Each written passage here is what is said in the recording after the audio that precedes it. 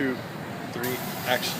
Alright, we're going to continue off. Ran a little bit of video earlier. And we're just going to continue adding the texture and the detail to this piece.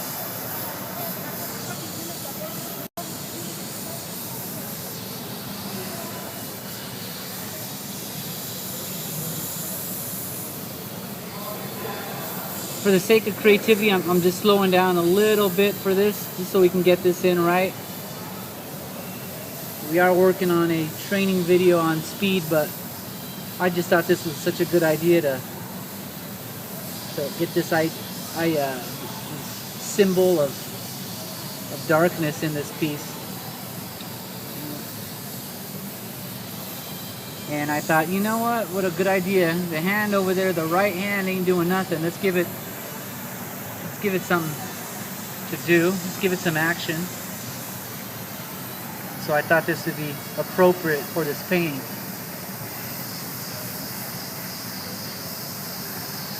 So again, the Reaper is pulling back his cloak and exposing his heart, the life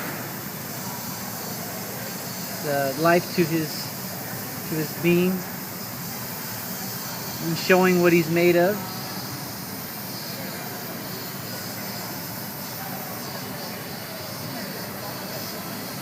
And as we create symbols like this, we got to start figuring out how they're going to work out, how the detail is going to work out. So, you know, so far I got the veins, the dark veins in the heart, and the texture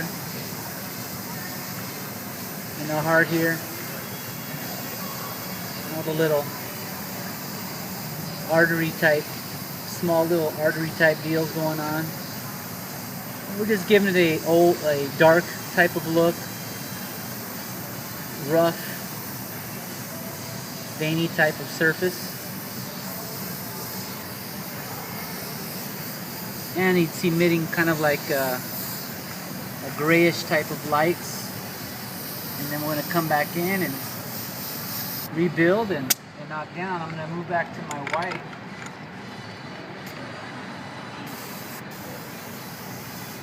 Take the pressure down and slowly work my details and bring them to life.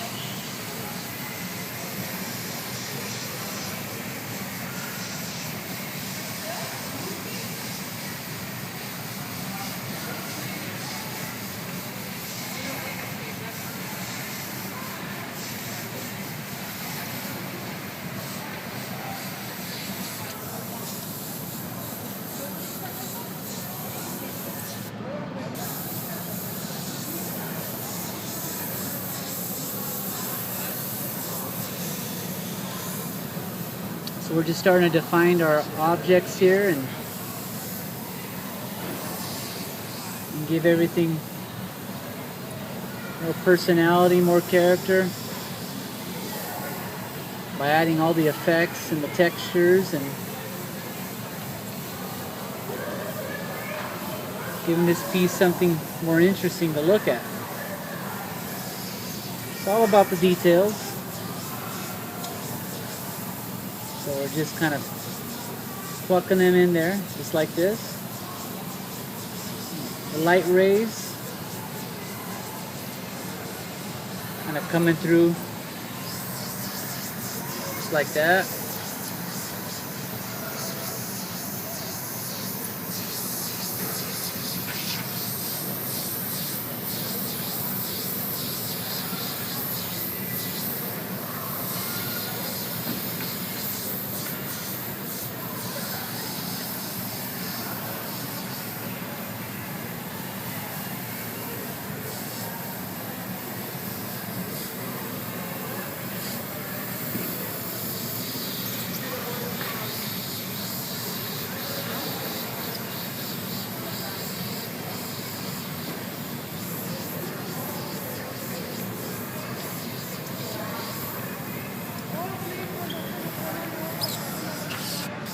This is a very thick mix, so it's a little got a little bit of tip dry. That's what happens when you work thick. So you got to be careful, make sure your tip's always picked.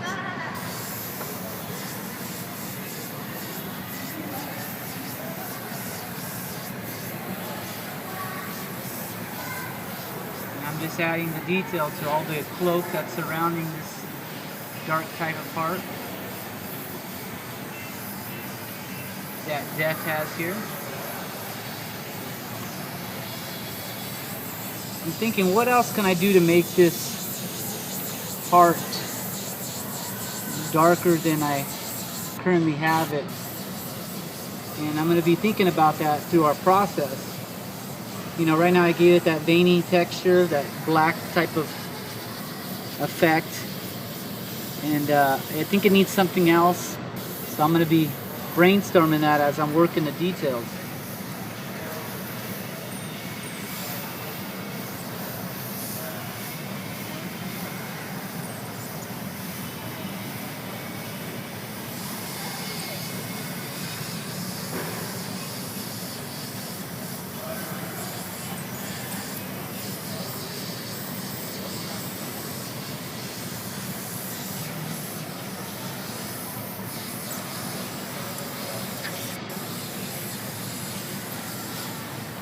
I'm still working fast, but not as I was before. So I want to make sure this comes out just right for this in particular part we're painting here.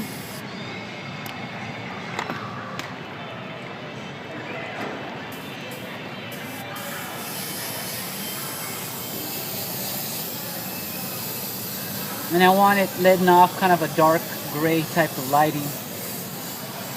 So I make sure that feature stands out in this piece. So I'm using a very reduced black for that. So its fire has a grayish smoke tint to it,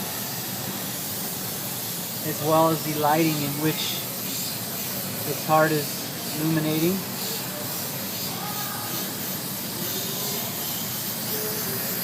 And I'm going to give it raise some shadow.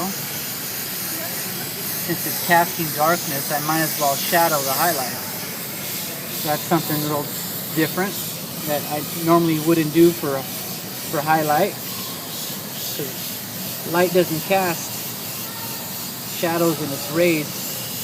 It illuminates wherever the light hits and creates a highlight. But in this piece, we're going to change that up. We're going to let it create a shadow.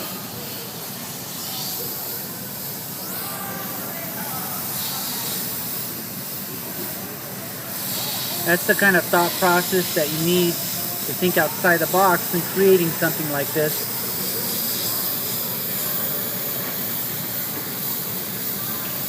Because you want your piece to have some sort of a creative thought process to it. Something that you can look at and say, man, that took time to think of. That's a great idea. And that's something I want to instill in my viewing audience, that you guys take time in developing great ideas for your pieces, ways in which to incorporate some sort of special effect, technique, or style in your piece.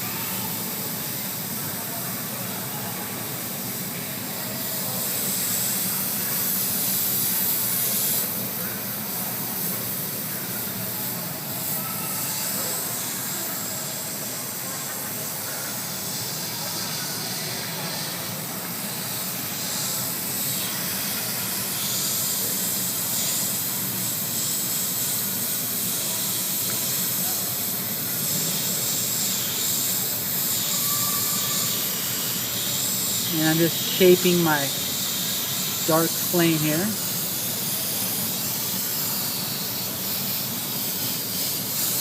And it's all casting a very dark light.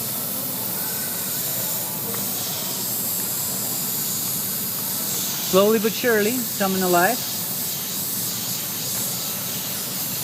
And we're going to move back to our white a couple more times to define and continue on with our next video.